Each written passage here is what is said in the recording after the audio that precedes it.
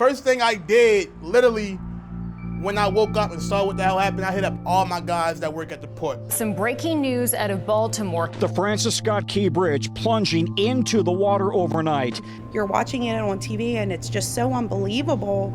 You're so close to it that it's shocking. First thought was any of our membership on that bridge. That ship finished up about midnight, and a couple of our guys that work on the cranes, they drove over that bridge at 12:30, 1:45, so they were not too far off of the collapse. A large container ship collided with one of the bridge's pillars, bringing the bridge completely down into the Patapsco River. I know so many people down at the port that are now out of jobs or trying to find something temporarily.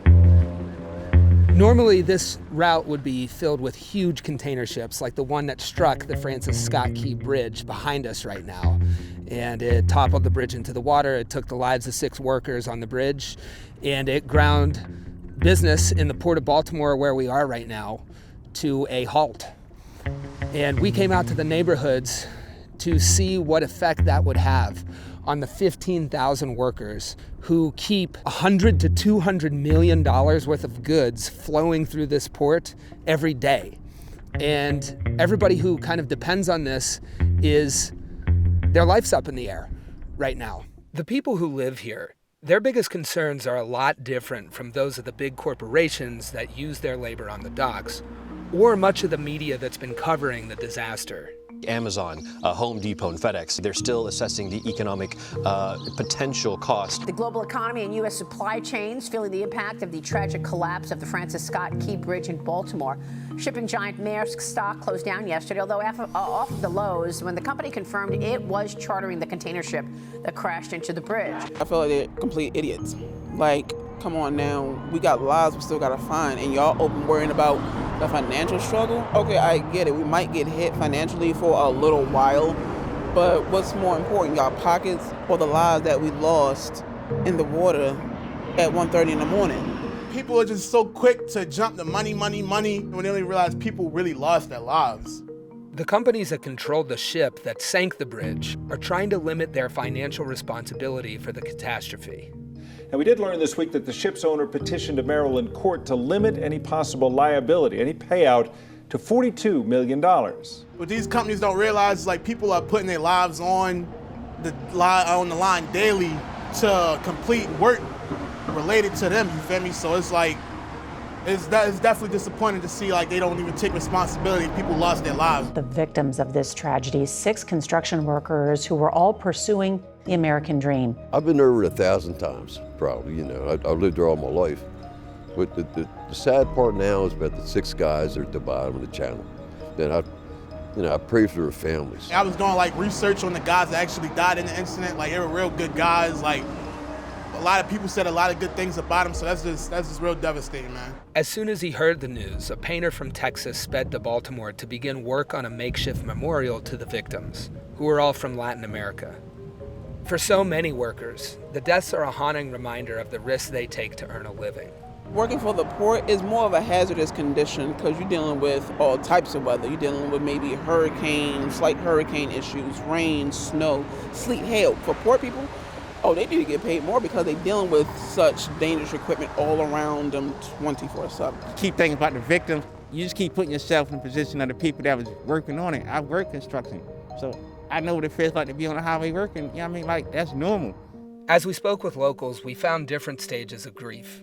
Some were still in shock, others nostalgic for the bridge that connected them to the city. The wreckage rising out of the bay was a reminder that things might not be back to normal for a long time.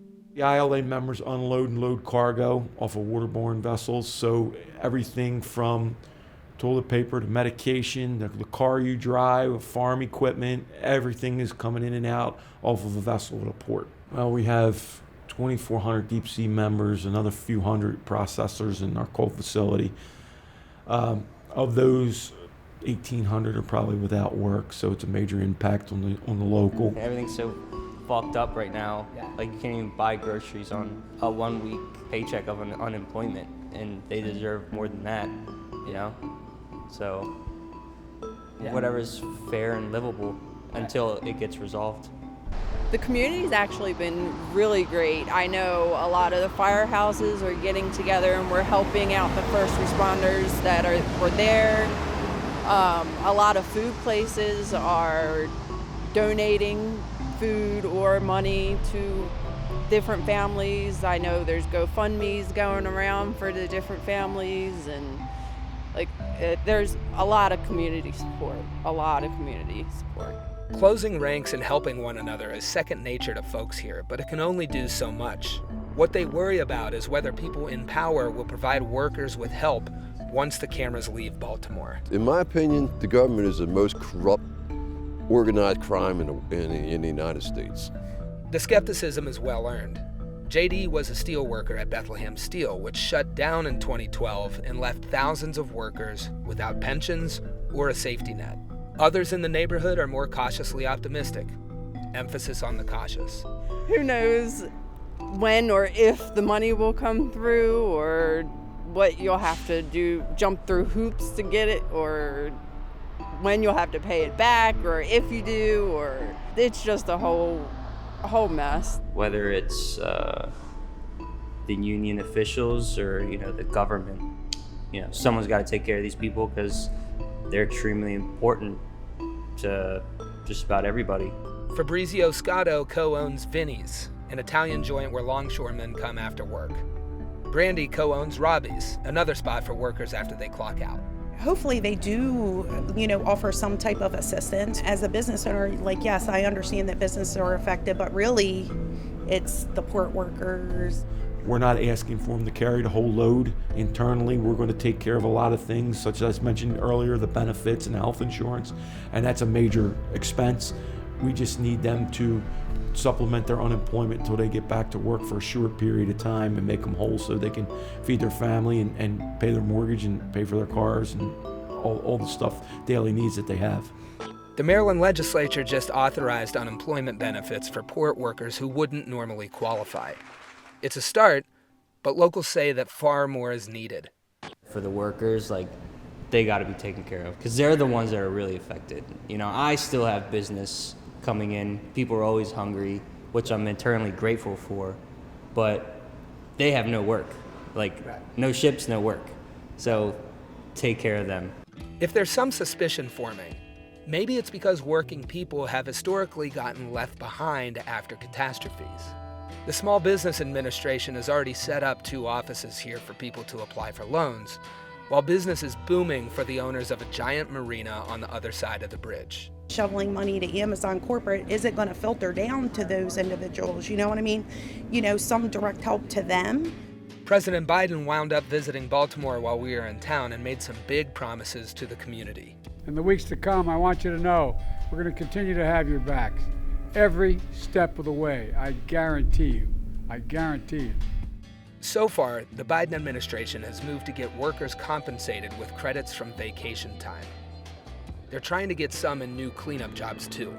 What comes next from the government is unclear. Congress is still debating it right now.